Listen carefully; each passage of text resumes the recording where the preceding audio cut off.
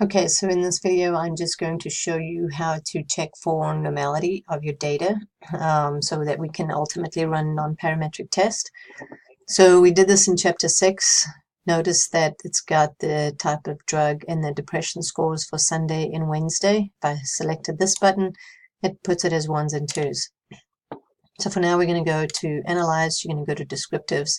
You're going to go to Explore. I'm going to reset this. And your variables that you are looking for normality is going to be in your dependent, and then your type of drug is going to be your factor. If you go over here to plots, you are going to select normality plots with test, and you're going to select untransformed, and we're going to click continue. Clicked on options, everything there stays the same, and we're going to click OK.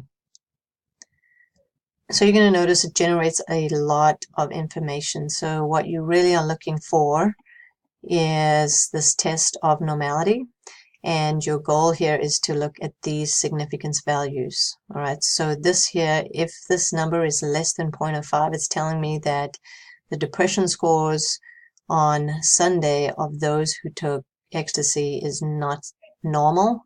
The depression scores on Wednesday for those who took alcohol is not normally distributed, and this is confirmed with Shapiro and Wilk. Remember that these two are tests of normality. So I'm going to scroll down here in the test of homogeneity of variance, which looks at the spread of the scores, and none of these are less than 0.05, which is a good thing. So you want those to be greater than 0.05. And you can scroll down, you get a bunch of graphs, you get your QQ plot. Remember that you want each one of these to be on this black line. So you notice that they're a little off on Sunday for ecstasy, and this is Sunday's depression scores. And this is alcohol, more normal, all right? Those dots are closer to the line. Scroll down some more, down here.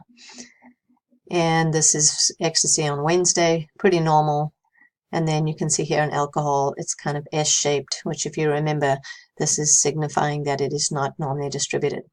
All right, so that's what you are going to be doing when you look for normality in the data. So it's not normal, which means we've got to run non-parametric stats.